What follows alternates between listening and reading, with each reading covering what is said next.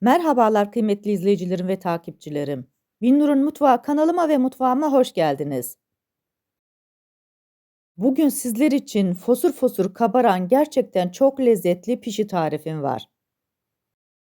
Bu hamuru isterseniz akşamdan yoğurabilirsiniz.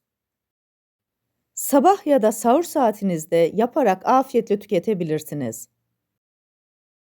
Tarifime başlamadan önce kimin nereden izlediğini bana yorumlardan yazarsanız değerli takipçilerimizin nereden izlediğini öğrenmiş olurum.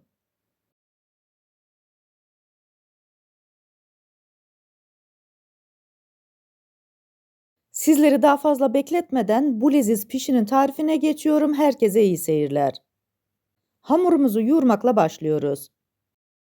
3 su bardağı ılık suyu yoğurma kasesinin içerisine koyuyorum.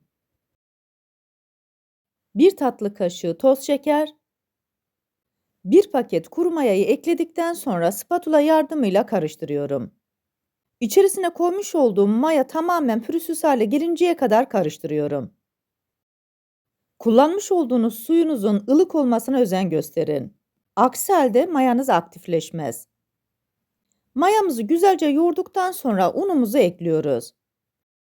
Yoğurma kasesinin içerisine 6 su bardağı unu yavaş yavaş ekliyorum. Unun bir kısmını koyduktan sonra spatula ile güzelce karıştırıyorum.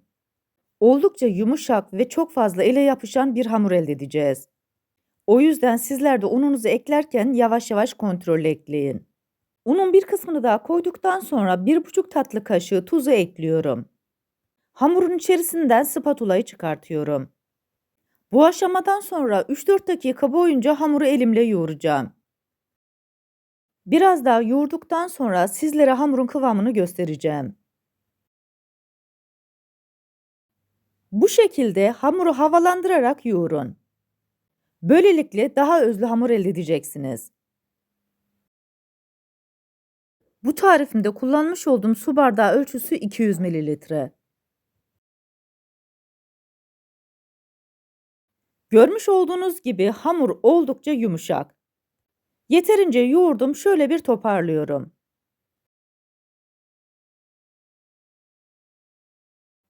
Daha sonra üzerini kapatarak 1 saat boyunca oda sıcaklığında dinlendiriyorum. 1 saatin sonunda hamurumuzun üzerini açıyoruz. İlk önce kesme tartıyla hamurun havasını alıyorum. Böylelikle mayanın tadını hissetmeyeceğiz. Tezgahın üzerine biraz un serpiştirdikten sonra hamuru tezgahın üzerine alıyorum. Burada hem toparlıyorum hem de hamura rulo şeklini veriyorum.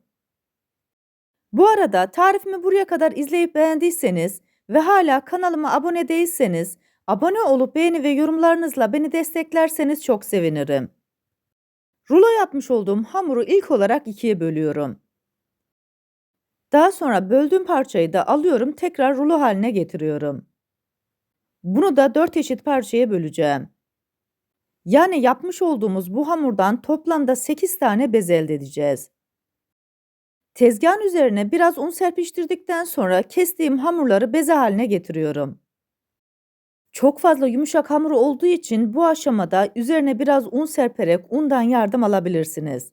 Aksi halde tezgah ve elinize hamur yapışıyor.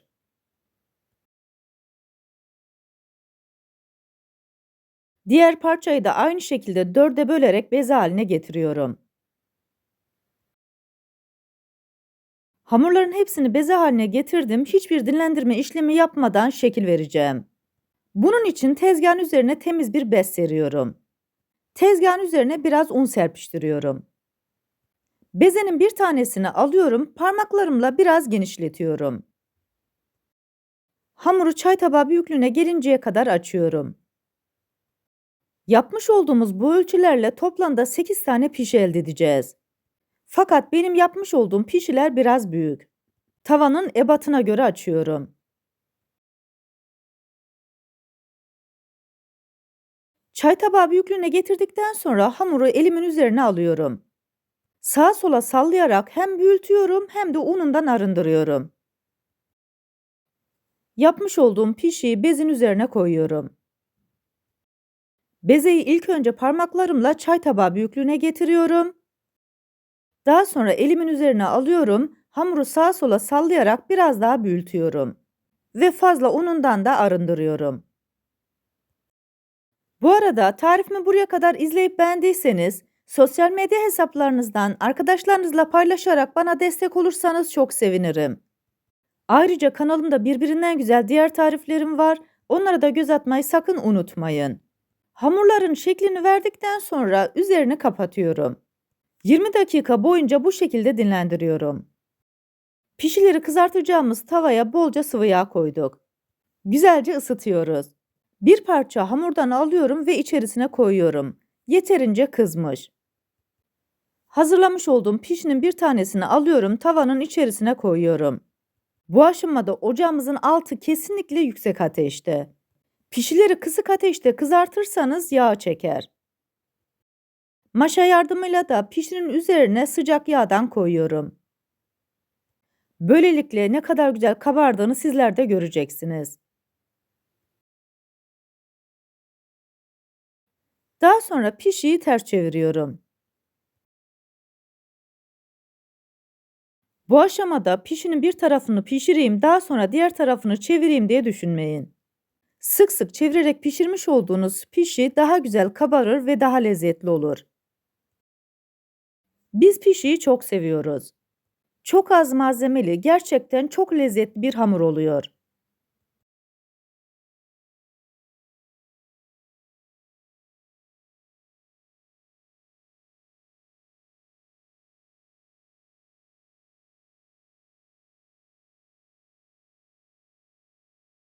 İki tarafını da güzelce kızartmış olduğumuz pişiyi kenara alıyoruz. Sırasıyla 8 tane pişiyi bu şekilde pişireceğim. Bu arada tarifimde kullanmış olduğum bütün malzemeleri videomun altındaki açıklama kısmında ölçüleriyle birlikte paylaşıyor olacağım. İsterseniz oradan da bakıp faydalanabilirsiniz. Tarifimdeki tüm püf noktaları detaylı bir şekilde sizlere anlatmaya çalışıyorum. Ancak yine de aklınıza takılan bir kısım olursa bana yorumlardan yazabilirsiniz. Oradan da elimden geldiğince sizlere dönmeye çalışırım.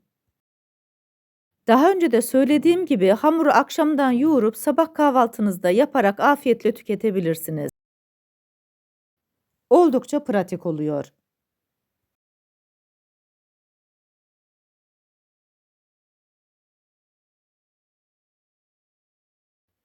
Pişilerimizi güzel bir şekilde pişirdik. Sizlere bir de iç dokusunu göstermek istiyorum. Pofur pofur kabaran çok lezzetli pişilerimiz oldu. Bu leziz tarifimi yapıp deneyecek olan herkese şimdiden afiyet olsun. Sizler pişinin son halini seyrederken ben de sizlere veda etmiş olayım. Bir tarifimizin daha sonuna geldik. Videomu izlediğiniz için teşekkür ederim. Bana destek olmak için tarifimi beğendiyseniz beğenmeyi, abone değilseniz abone olmayı, yeni tariflerimi izlemek için bildirim zilini açmayı, tariflerimi sevdiklerinizle paylaşmayı unutmayın.